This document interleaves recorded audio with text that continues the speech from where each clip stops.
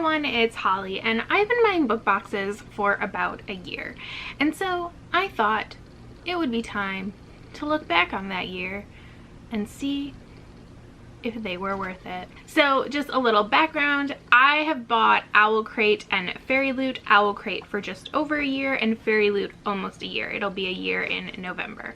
I have also bought specialty boxes from Fairy Loot, so individual releases. Looking back and deciding if it was worth spending this money, I want to look at this in a few different areas. So number one is the books.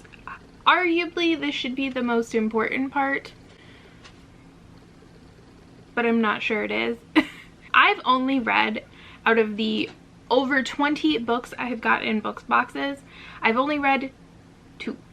And I would have read those books regardless of them coming in book boxes.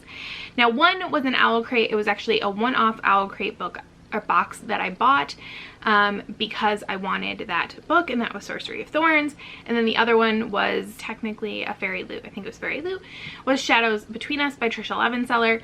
I also pre-ordered that book. I would have read it anyways. However, I have also gotten books that I had previously heard about and was interested in reading, so I just haven't gotten around to reading them yet. I'm sorry.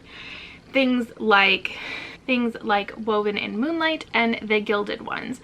The Gilded Ones was actually like just a throwaway or like a secondary book in a box, and that one was extra exciting because it got pushed back a year, so that was fun. They've also sent me some books that I had never heard of, but after reading the synopsis and seeing the covers, I definitely have an interest in them now. Those include River of Royal Blood, All the Stars and Teeth, Girl, Serpent, and Thorn. There's also some that I just have no interest in at all. I either hadn't heard about them before, or even when I did hear about them, they didn't really strike my fancy. And those are things like Eight Will Fall and I Hope You Get This Message. I've also gotten a couple of duplicates, mainly this year.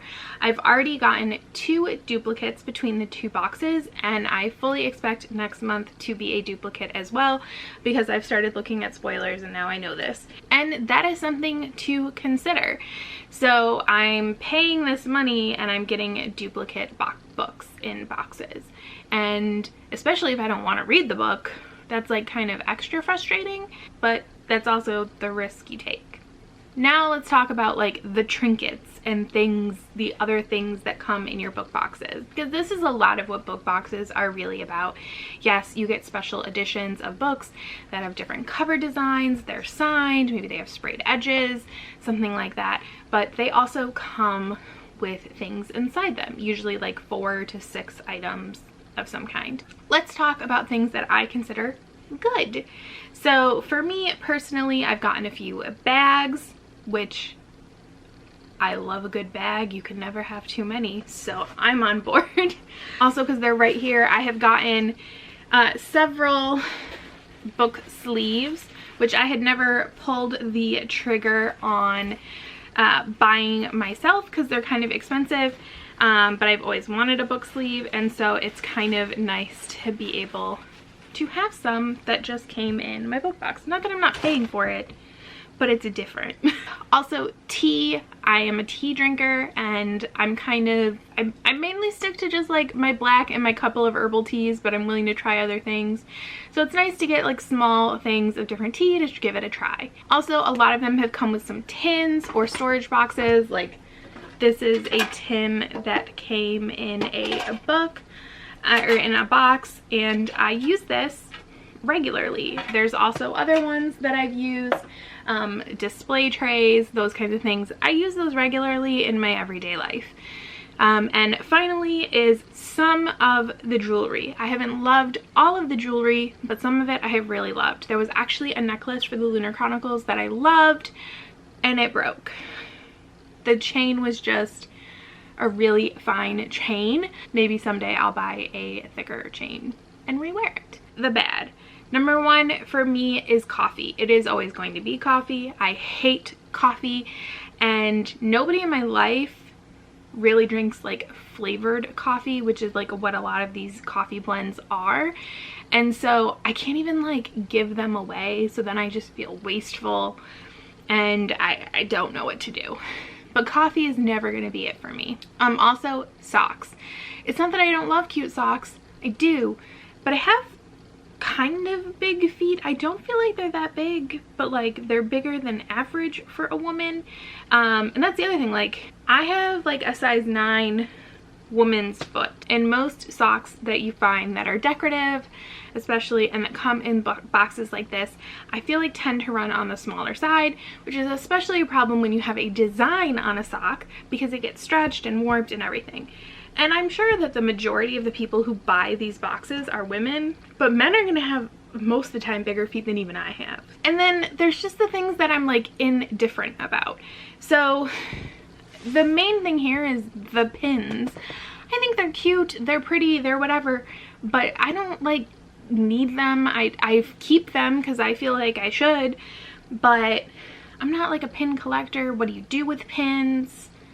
What purpose do they serve?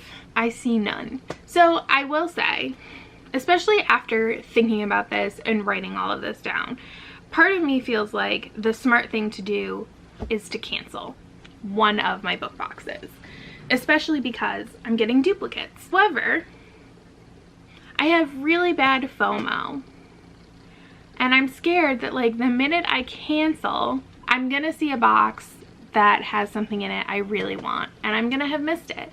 And so I keep subscribing and I keep paying the money for that. So I'm not gonna cancel right now.